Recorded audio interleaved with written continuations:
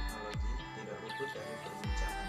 Bagaimana tidak, bioteknologi kerap disandingkan dengan pengetahuan yang didukung oleh teknologi mutakhir. Dalam video ini saya akan memaparkan seluk-beluk mengenai bioteknologi selaras dengan perkembangan bioteknologi. Pengertian bioteknologi pun mengalami pergeseran. Dulu ada istilah bioteknologi konvensional, yaitu penerapan bioteknologi yang terbatas menggunakan peran organisme tertentu dengan teknik dan teknologi yang sederhana. Contoh penerapan bioteknologi konvensional misalnya dalam fermentasi anggur, pembuatan tape, dan pembuatan tempe. Pentingnya mempelajari mata kuliah bioteknologi pangan yaitu untuk mengetahui peranan suatu makhluk hidup dalam membantu kehidupan manusia dalam kehidupan modern. Yang kedua, untuk mengetahui berbagai macam proses yang digunakan dalam ilmu terapan dengan memanfaatkan makhluk hidup. Yang ketiga, untuk membantu manusia dalam kehidupan modern, contohnya pembuatan suatu produk. Yang kedua, bioteknologi konvensional. Bioteknologi konvensional merupakan bioteknologi yang memanfaatkan mikroorganisme untuk memproduksi alkohol, asam asetat, gula, atau bahan makanan seperti tempe, tape, oncom, dan kecap. Mikroorganisme dapat mengubah bahan pangan. Proses yang dibantu mikroorganisme, misalnya dengan fermentasi, hasilnya antara lain tempe, tape, kecap, dan berbagai termasuk keju dan yogurt. Proses tersebut dianggap sebagai bioteknologi masa lalu. Ciri khas yang tampak pada bioteknologi konvensional yaitu adanya penggunaan makhluk hidup secara langsung dan belum adanya penggunaan enzim. Salah satu contohnya yaitu pengolahan susu, produk susu. Susu dapat diolah dengan bioteknologi sehingga menghasilkan produk-produk baru seperti yogurt, keju, dan mentega. Selanjutnya, bioteknologi pangan modern memanfaatkan prinsip-prinsip ilmiah melalui penelitian dalam bioteknologi modern menghasilkan produk secara efektif dan efisien.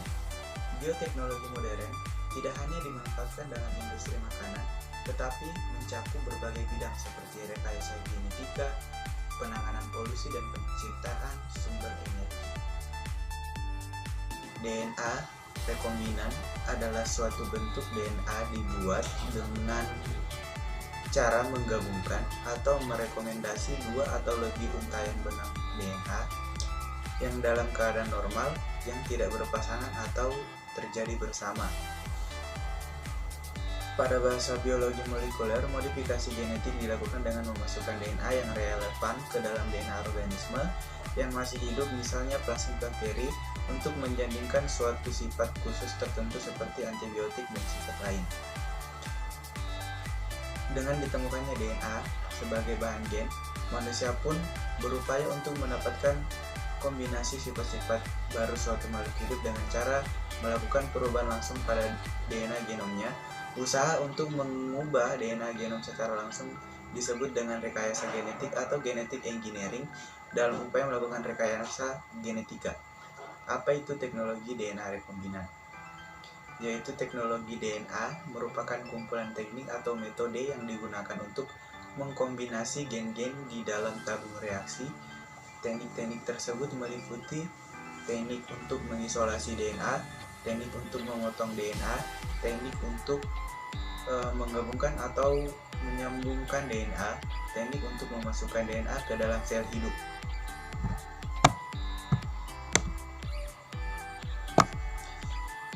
Dalam kehidupan sehari-hari, secara tidak langsung maupun tidak langsung,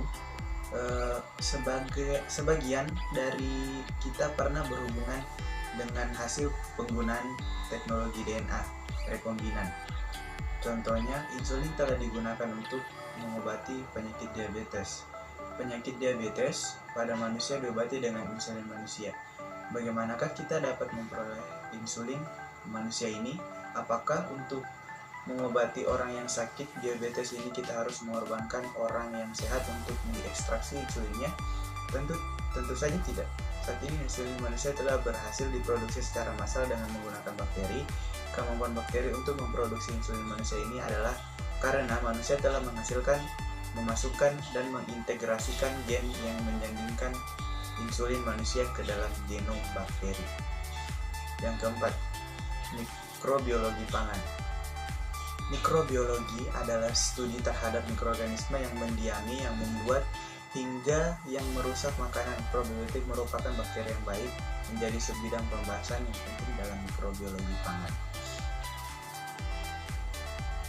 Mikroorganisme dapat menjadi bahan pangan ataupun mengubah bahan pangan menjadi bentuk lain. Proses pembuatan pangan yang dibantu oleh mikroorganisme misalnya melalui fermentasi seperti keju, yogurt, dan berbagai makanan lain termasuk kecap dan tempe. Pada masa mendatang diharapkan peranan mikroorganisme dalam menciptakan makanan baru seperti mikroprotein dan protein sel tunggal. Mengenai sifat dan cara hidup mikroorganisme juga akan sangat bermanfaat dalam memperbaiki teknologi pembuatan makanan. Yogurt merupakan minuman yang terbuat dari air susu. Apabila dibandingkan dengan susu biasa, yogurt dapat memberikan efek pengobatan terhadap lambung dan usus yang terluka. Selain itu, yogurt dapat menurunkan kadar kolesterol dalam darah sehingga mencegah penyumbatan di pembuluh darah. Terima kasih.